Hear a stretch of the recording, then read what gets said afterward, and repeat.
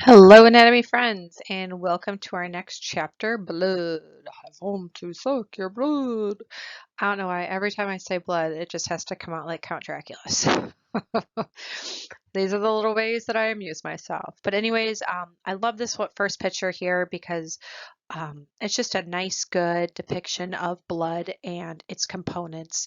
We have a nice white blood cell going on. We have some red blood cells, some nice big ones, and then these little fragments here would be the platelets. And all of the space that you're seeing that's in between all of these formed elements per se of your blood, that would be filled with plasma. So that would be the matrix, the plasma matrix.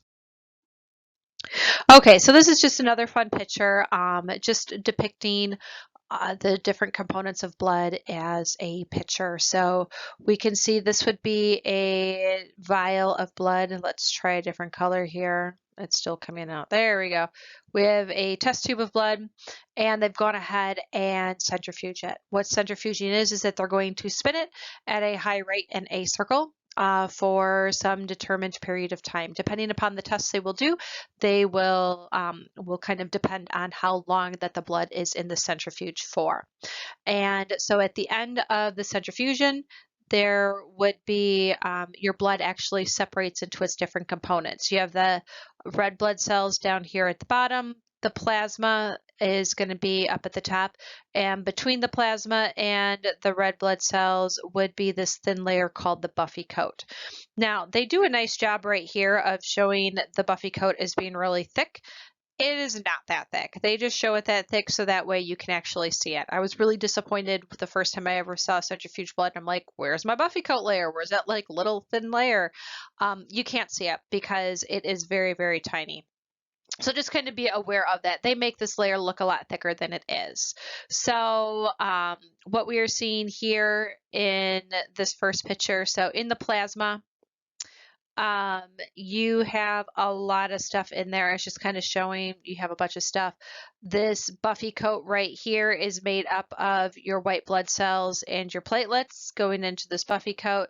And then we have our red blood cells making up the other portion. Okay, so red blood cells are really kind of said to make up about 45% of blood, and then plasma is said to make up about 55%. And then the white blood cells and the platelets are making up less than less than 0.1% of whole blood itself.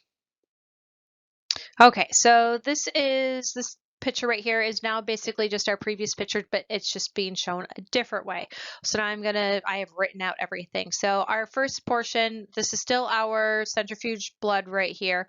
And this portion right here is our plasma. It is a straw-colored fluid, and it is making up 55% of the whole blood. So we have 55%. Remember how percentages works? That would mean down here would be 45%. The plasma is the non-living fluid matrix. Remember, blood is a connective tissue. All connective tissues have a matrix, and it is non-living. And so this is the matrix in which all of the formed elements are suspended. The formed elements would be any of the blood cells. The red blood cells, the white blood cells, the platelets would be considered those formed elements. And then plasma proteins are also suspended in this solution. Then we have our formed elements, which would be our erythrocytes and our leukocytes, okay, and our platelets. So those are consisting of about 45%. All of our formed elements are the blood cells or cell fragments, which the cell fragments would be the platelets. So erythrocytes are the red blood cells. Make sure you know both names. Erythrocyte is another name for red blood cell. You will also probably see in this presentation, red blood cells are going to be abbreviated as RBC. Then we have leukocytes, our white blood cells. Those would be abbreviated as WBC for white blood cell. And then thrombocytes is another name for a platelet. No fun abbreviation for those guys. So the erythrocytes are making up 99.9% of the formed elements, and the leukocytes and the thrombocytes together are making up about 0.1% in there. So that very, very thin layer that you're seeing here. So we have something called the hematocrit, which is the blood fraction. So this is the percent of volume of whole blood that is made up of just those red blood cells.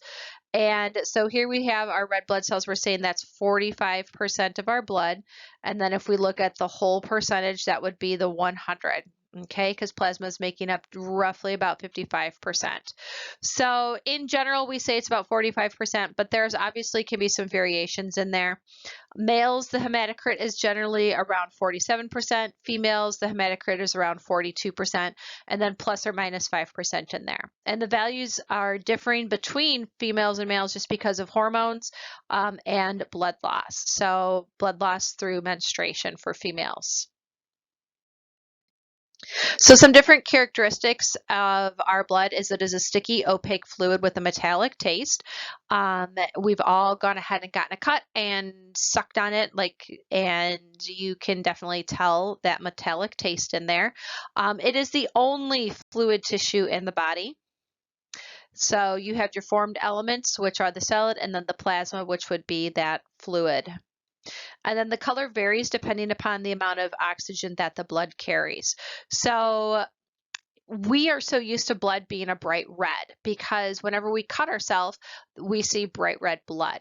And it doesn't matter whether or not that when you cut yourself, if the blood is coming from a vein or an artery, what happens once the blood is in contact with the outside environment, once in contact with oxygen, oxygen binds really, really quickly to blood, turning it that bright red. So when oxygen is bound to the blood, it is a very bright red color, kind of characteristic what we are used to seeing it as. And that is generally in our arteries. When when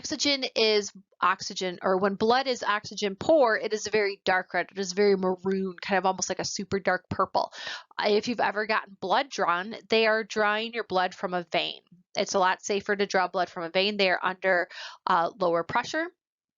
And so generally that's where they're taking your blood draw from. And if you've looked at that blood, you see that it is that super dark red, that maroon color. And the reason why it's the maroon color in the test tube or in the vial that they're drawing in is because there is no oxygen in there for that is available to bind to the blood itself.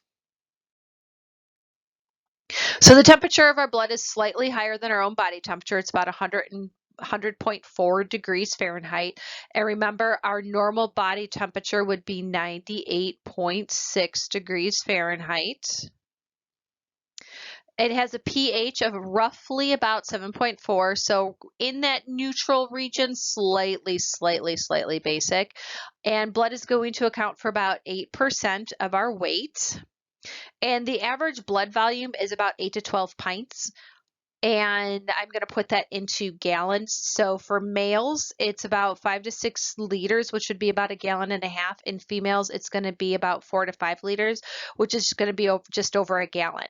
So all you really have in your body, blood-wise, is just like 1.5 gallons max. But whenever you've seen it on the shows, like if somebody bleeds out, like there is blood everywhere. And the easiest way I can just kind of relate this to you is it's a liquid, so it gets everywhere. You've all spilled something on the ground and it just gets everywhere, and it's like a pain in the butt to clean up. So kind of the same thing with our blood. So 8 to 12 pints for the average person. So as I said, average blood volume is about 8 to 12 pints. 2 cups equals 1 pint. So that means we have between 16 to 24 pints of blood in us. And a newborn baby, so a baby has only about 1/2 pint of blood, so they only have about 1 cup of blood. So that is also why, like, doing any type of surgery on a newborn it can be very risky, just because they can't lose that much blood before it becomes pretty life-threatening for them. The heart will pump about 5 quarts of blood each minute, so 2 pints equal a quart, so about 10 pints of blood are pumped each minute. And blood will travel approximately 12,000 miles in one day, just going back and forth throughout the body in that cyclical fashion. Humans living at higher altitudes have up to 4 pints more of blood compared to their counterparts living at lower altitudes. And why is that? Remember, at higher altitude, there is less oxygen in the air. Our blood, our red blood cells, are responsible for carrying the oxygen throughout our body. So because you are in that constant state of oxygen deprivation, your body accommodates and accounts for that by going ahead and producing more red blood cells. So that way your body can still undergo the same general functions. Because remember, you need oxygen for cellular respiration. If you don't have the oxygen to those cells are not going to be able to perform cellular respiration, and those cells are not going to have energy and all that good stuff that goes with it. This is also why that if you've ever gone from here in the Midwest, we are pretty close to sea level. So we're pretty close to zero. And if you go to an area that is very mountainous, like Colorado or something like that, and you start doing normal daily activities, you might feel like you've been hit by a train. You're like, holy cow, I'm so out of shape. Like I can't walk or anything. And it's not that you're out of shape. It's that your body is in a state of oxygen deprivation. Your body is not used to the smaller amount of oxygen that is in the air. So those cells are in a state of oxygen deprivation and they can't perform, they can't make the ATP fast enough. So your cells, I'm going to say, they're loosely becoming tired. They're not able to perform as they would. Now, the longer you stay at that higher elevation, your body accommodates for it. So I remember on our honeymoon, we went to Colorado and my husband and I would run and like do our daily runs and stuff like that. And I was like, this sucks. Like I can't do anything. And it was tough because you're like a mile up. The elevation is really high. Now, when I came home a week and a half later and I would run around at home, I was like, holy cow, like I'm a champion. Like this is so easy because my body had already started accounting for that lower amount of oxygen in the air and was producing more red blood cells. So the longer you are at elevation, your body accommodates for that. It accounts for it. So this is also why like high caliber athletes will train, if you've ever heard that, they'll train at elevation because that kind of gives them, their body will naturally produce the extra blood cells, and then when they go down to a lower elevation, it kind of gives them a little bit of an advantage. That's also where blood doping comes in, where people give themselves extra red blood cells so that way they can perform those cardiovascular feats a little bit better. And that's what whatever the guy's name is that got in trouble with the Tour de France. Lance Armstrong. So Lance Armstrong, that's what he got in trouble for. Okay, so moving on, when you donate blood, you are going to actually give 1 pint of blood, and the loss of 2 pints of blood may cause shock, and a loss of 5 to 6 pints of blood will result in death. General functions of blood. Blood will transport dissolved gases, nutrients, hormones, and metabolic wastes. It will stabilize your body temperature. If your body temperature gets too high, the blood will come closer to the surface, so that way it can radiate off. If your body temperature is getting too low, then the blood is going to go more towards the inside to keep your body temperature higher. Maintains a normal pH in body tissues. It will maintain adequate fluid volume in the circulatory system. This is why, again, you need to make sure that you are drinking plenty, because you want to make sure that your plasma is staying at the right concentration. It'll prevent blood loss. Your platelets will prevent that blood loss. Prevents infection. That would be the main job of your white blood cells. All right, and that, my friends, is the end of our intro to blood. Have a fantastic evening.